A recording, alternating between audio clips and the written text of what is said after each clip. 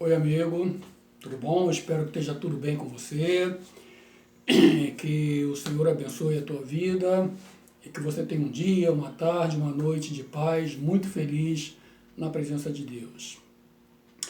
Uma palavra curtinha para você. O dia desse eu estava conversando, um amigo meu mandou uma mensagem, eu tinha posto uma mensagem sobre como o inimigo das nossas almas age e que é um risco de você viver longe da presença de Deus. E ele mandou uma mensagem dizendo que não existe diabo, não existe inferno e que tudo isso é uma forma de terror que as religiões encontram de aprisionar as pessoas. E que inferno e diabo não passa de conto da carochinha, que não existe essas coisas. Ou ele está certo e Jesus errado, ou Jesus está certo e ele errado. Quem você acha que está errado? Porque se o diabo não existe, Jesus não foi muito sensato quando ele disse o que está escrito aqui em 2 Pedro, capítulo 5, versículo 8, quando a palavra de Deus diz assim, olha, 2 Pedro, capítulo 5, versículo 8, que ele diz assim, olha, sede sóbrios, vigiai, porque o diabo, vosso adversário, anda em derredor, bramando como um leão, buscando a quem possa tragar. Entre a palavra de Deus e a opinião dos homens que se julgam inteligentes, os donos desse mundo, eu acredito na palavra de Deus. Eu prefiro ficar com Jesus. Ele é o criador de todas as coisas. Se o diabo não existe, quem foi aquele espírito que lá no deserto ficou 40 dias e 40 noites tentando a Jesus? Se ele não existe, por que a palavra de Deus diz que nós devemos vigiar e orar, porque ele anda bramando como um leão, esperando uma oportunidade de tragar alguém? Ele existe, meu amigo. Uma das maiores sutilezas do diabo é fazer você acreditar que ele não existe. Porque ele sabe que é insensatez você se preocupar com aquilo que você não acredita que existe. É loucura, não faz sentido você se preocupar com algo que não existe. E se você não acredita que ele existe, ele tem mais liberdade para trabalhar na tua vida. Ele tem mais liberdade para fazer o que você quiser, o que ele quiser, que você vai entender que é obra do acaso, que é coincidência, que é má sorte, que é qualquer coisa, menos influência dele. Mas vou dizer para você uma coisa, o inferno é real, o diabo existe, ele não dorme dia nem noite, ele não descansa, ele não tira folga, ele não tem sábado, não tem domingo, não tem feriado.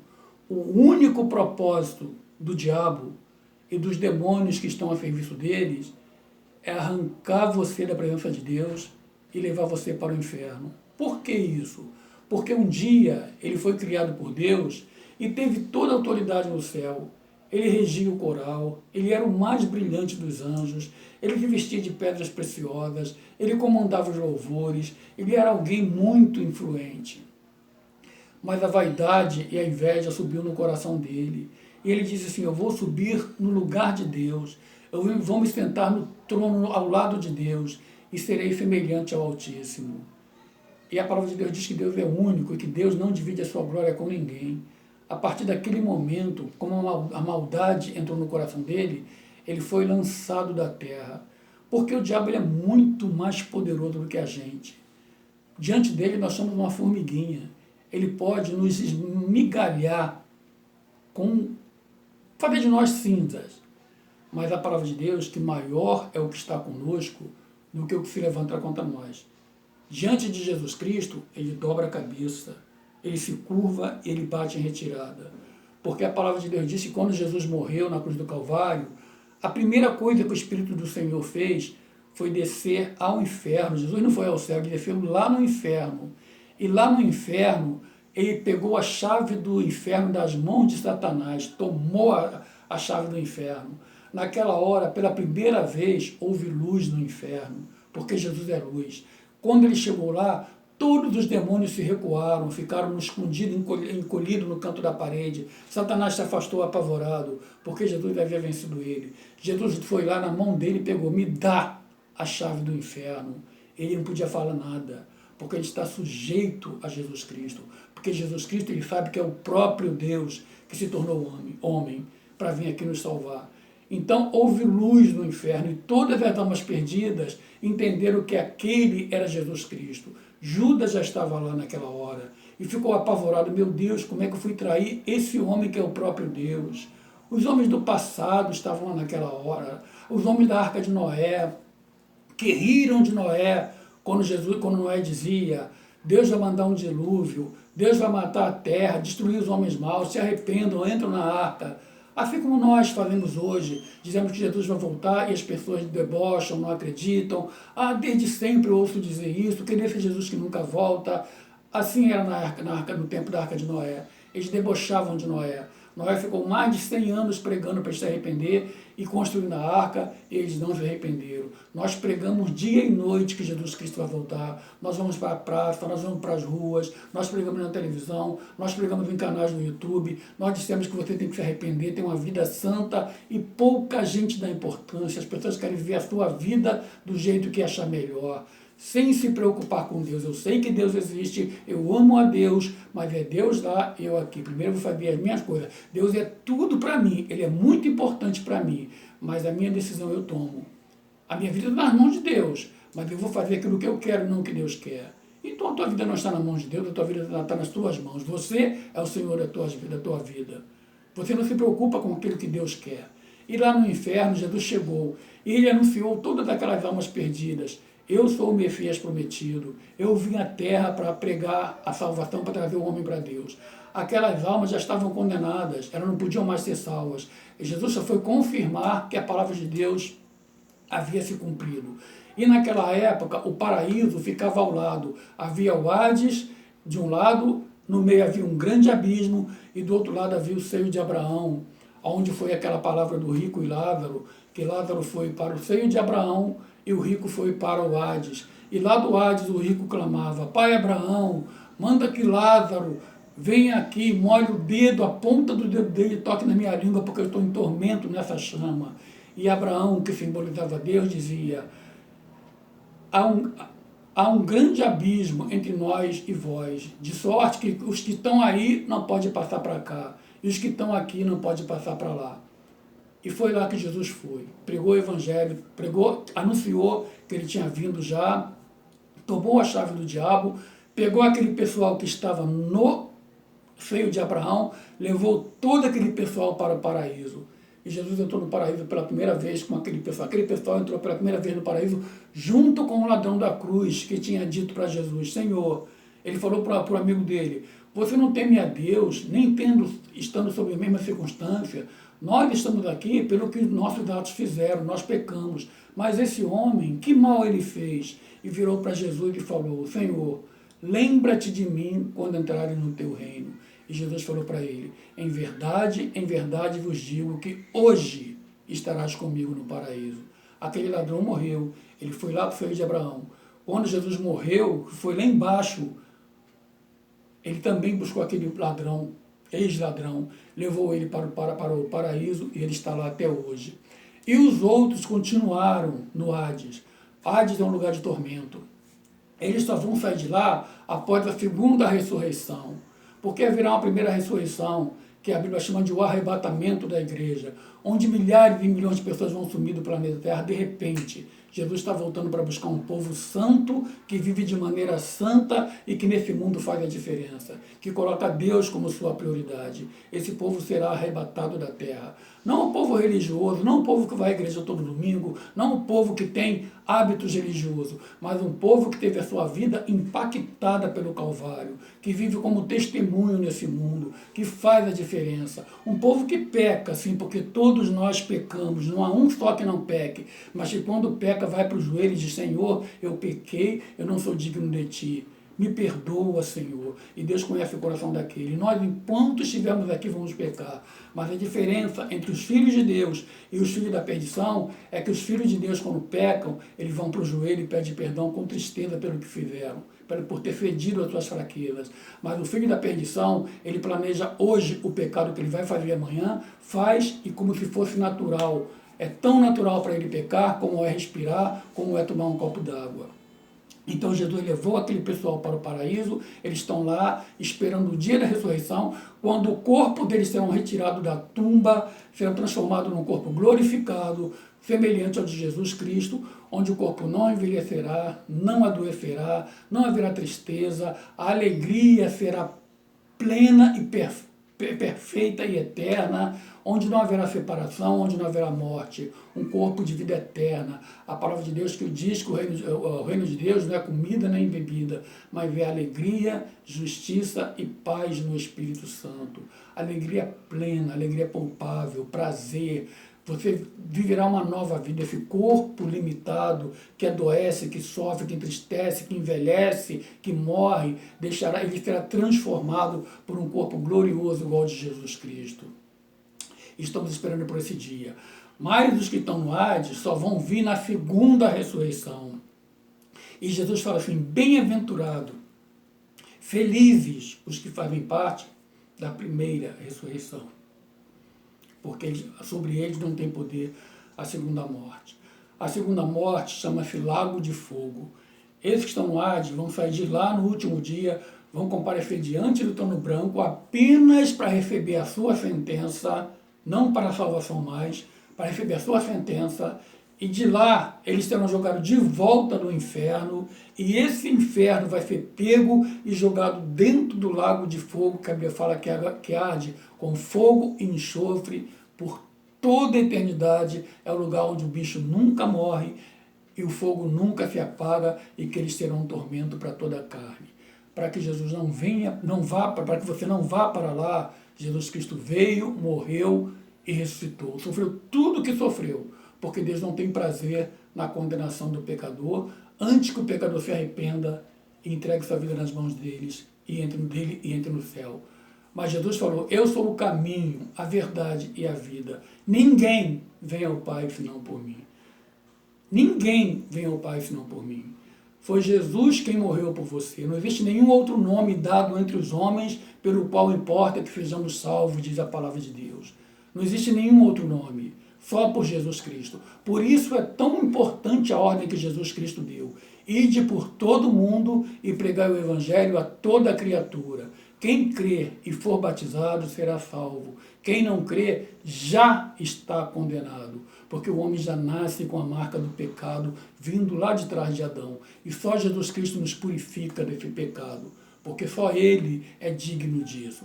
Então, meu amigo, tudo que o diabo quer é que você não creia que ele existe, que você não se preocupe com ele, que assim ele está livre para agir na tua vida. Aí quando a tua morte chegar e que você abrir os olhos para o outro lado da eternidade, ele vai gargalhar na tua cara e você vai dizer, mas eu não acreditava. Ele vai falar, e daí? Agora você é meu. Mas enquanto você está vivo, você tem a oportunidade de aceitar Jesus. Sem Jesus não há salvação. Algumas religiões dizem assim, sem caridade não há salvação. Não é verdade. Não é verdade.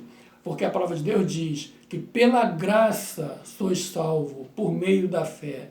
E isso não vem de vós, é dom de Deus. Não vem das obras para que ninguém se glorie. Você é salvo quando você coloca a tua fé em Jesus e convida Ele para ser o único Senhor e Salvador da tua vida. A partir desse momento, você começa a trabalhar para Deus. Mas trabalhar por amor, porque você foi alcançado, porque você é salvo. E não para ser salvo. O salvo trabalha para Deus porque ele é salvo. Aí a palavra de Deus diz, porque a fé sem as obras é morta. Você une a sua fé, que Deus te deu de graça, e por amor a Ele, você trabalha para Ele. Você prega o Evangelho, você dá esmola ao pobre, você abraça o que tem necessidade, você visita o doente, você acolhe o que está em aflição, você faz a obra do evangelismo, porque você foi salvo e não para você ser salvo. Entende? A coisa é muito séria, meu amigo. Enquanto você está assistindo esse vídeo, existem milhões de almas que estão no inferno e que não vão sair de lá nunca mais, a não ser no dia do grande julgamento, para receber a sua sentença, ser jogado de volta lá e o inferno ser jogado no lago de fogo. Mas se Deus é bom, se Deus é amor, se Deus é misericórdia, por que Deus vai fazer isso? Porque Deus é bom, porque Deus é amor, porque Deus é misericórdia e porque Deus é justo. E um atributo de Deus não anula o outro. Deus é perfeito na sua totalidade. Qualquer pecado que você tenha cometido, seja ele qual for, que você chegar diante de Jesus, confessar o teu pecado, pedir perdão e pedir para ele transformar a tua vida, entregar a tua vida nas mãos dele, meu amigo, a Bíblia fala que o sangue de Jesus nos purifica de todo o pecado. Não há pecado que ele não perdoa. Mas se você for correr atrás de qualquer outro nome e botar Jesus ao lado desse outro nome, como se esse nome fosse ajudar Jesus, você continuará perdido. Porque nenhum outro nome é dado entre os homens, pelo qual importa que sejamos salvos. Então, o que esse meu amigo me falou, que o diabo e o inferno é uma forma de terror que as religiões encontram para escravizar as pessoas, e o que Jesus Cristo falou, que o diabo está ao nosso derredor, procurando a quem tragar, meu amigo, eu fico com Jesus. Eu não abro mão disso. E aconselho você a fazer o mesmo. Porque a vida é uma brevidade. Em breve você vai sair daqui. Pode viver um dia, uma semana, um mês, um ano, uma década. Você pode viver 50 anos, você não sabe quando você vai. Mas quando você for, a palavra de Deus diz, porque ao homem está ordenado morrer uma vez, vindo após isso o juízo. A Bíblia não fala em reencarnação, a Bíblia não fala em uma segunda oportunidade, a Bíblia não fala em purgatório, a Bíblia fala que ao homem está ordenado morrer uma só vez, vindo após isso o juízo. Pense nisso. O que as religiões dizem é uma coisa, o que Deus diz é o que está valendo. Você não vai ao céu por ser religioso, você não, mesmo porque foram os religiosos daquela época que condenaram e crucificaram Jesus. Você não vai ao céu por ler a Bíblia todo dia. Você não vai ao céu por fazer esmolas. Você vai ao céu se o sacrifício do Calvário impactou a tua vida. Se você diz não ao pecado. A Bíblia diz assim, olha, porque larga é o caminho que conduz à perdição, e muitos são os que entram por eles. E estreita é a porta que conduz à salvação. Você tem que escolher a porta estreita. É difícil, mas ele fala, aquele que não negar a si mesmo não é digno de mim. Você tem que negar a si mesmo. E negar a si mesmo é deixar de fazer aquilo que te dá prazer, mas que é contrário ao que está escrito aqui. É isso que é a bússola da tua vida. É isso que é a constituição da tua vida espiritual. A constituição máxima da alma do homem é isso aqui, a palavra de Deus. Se você não se enquadrar no estágio aqui, não é Deus que tem que se enquadrar a você, é você que tem que se enquadrar ao que Deus quer. Porque você sem Deus não é nada, mas Deus sem você sempre será Deus. Ele quer muito você ao lado dele, mas ele não é um opressor. Ele te convida, Jesus falou, vinde a mim todos vós que estáis cansados e oprimido, e eu vos aliviarei. É um convite, mas a opção é sua. Você decide. Sem Jesus, você jamais vai entrar no céu. Mas não basta crer que ele existe, porque até o diabo crê que ele existe, e nem por isso ele é salvo. Você tem que crer que ele existe, fazer dele o teu Senhor, deixar que o sacrifício do Calvário tenha feito impacto na tua vida e obedecer. É aquilo que eu falei num vídeo passado. Se você tem uma receita que sabe que aquele remédio vai curar a tua enfermidade, mas se você guardar a receita na gaveta e não for comprar o remédio, mesmo crendo no remédio, você vai morrer dessa enfermidade. Não basta crer que o remédio cura, tem que tomar o remédio. Não basta crer que Jesus é o Filho de Deus. Não basta crer que ele é bom. Tem que deixar ele fazer parte da tua vida, entregando a tua vida a ele. E andar conforme o que ele quer, e não conforme o que você quer. Renuncie por Jesus, que você vai ganhar muito mais. Porque o prazer de estar na presença de Deus é maior do que qualquer prazer que esse mundo vai dar. Não que você não vai pecar, você vai pecar. Enquanto aqui você estiver, você vai pecar. Mas, meu amigo, não planeje hoje o pecado que você vai fazer amanhã. Se pecar, que seja incidental. E se pecar, vai ao pé do Senhor, porque a palavra de Deus diz, filhinhos, não pequeis, mas se pecar, temos um advogado diante de Deus, Jesus Cristo. Ele está aqui para defender as nossas causas. Ele nunca perdeu uma causa e não vai perder. Mas depende de você querer fazer dele o seu advogado, que ele transforme a tua vida.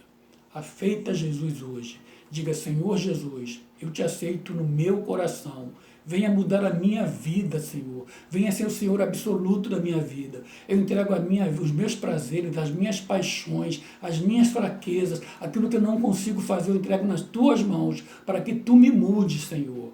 Para que tu faça em mim conforme o teu querer, que a minha vontade não prevaleça, mas como disse o teu servo João Batista, Senhor, convém que ele cresça e que eu diminua. Que o Senhor cresça na minha vida, meu Pai. Que o Senhor faça de mim aquilo que tu queres. Que eu seja, Senhor, o barro e o Senhor seja o oleiro, que me molde conforme o teu querer e nunca conforme o meu querer, porque o teu querer é perfeito, é pleno e é completo. E a partir de hoje, meu Senhor, eu te torno como meu Senhor, como meu único Salvador, porque eu sei que a tua palavra é verdadeira quando diz que nenhum outro nome há dado entre os homens pelo qual importa que sejamos salvos.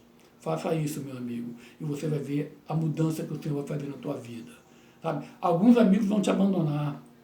Alguns familiares até vão falar, poxa, ele agora está na igreja Bíblia, ele agora... Algumas pessoas vão se abandonar, mas já te abandonar. Mas Jesus falou assim, aquele que se envergonhar de mim diante dos homens, eu me envergonharei diante do meu Pai que está no céu. Mas aquele que me confessar diante dos homens, eu o confessarei diante de meu Pai que está no céu. Jesus falou assim, não pense que eu vim trazer paz ao mundo, eu vim trazer guerra.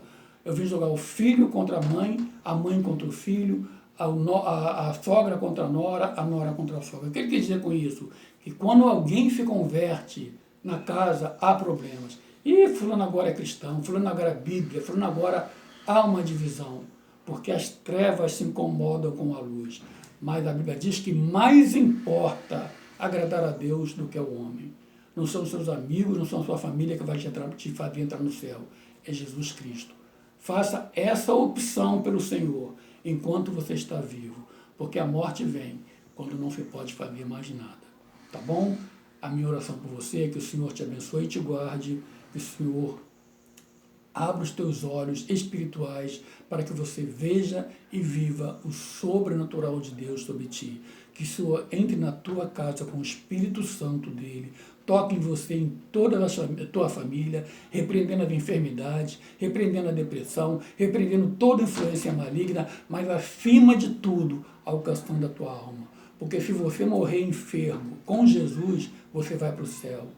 Mas se você morrer cheio de saúde, sem Jesus, você vai para o inferno. Aí se cumpre aquilo que diz na palavra de Deus. De que adianta o homem ganhar o mundo inteiro e perder a sua alma? Pense nisso. Jesus te ama, mas ele te dá liberdade de escolha. Você vem se você quiser. Se você não quiser, a escolha é sua. Que o Senhor te abençoe. Em nome de Jesus. Amém.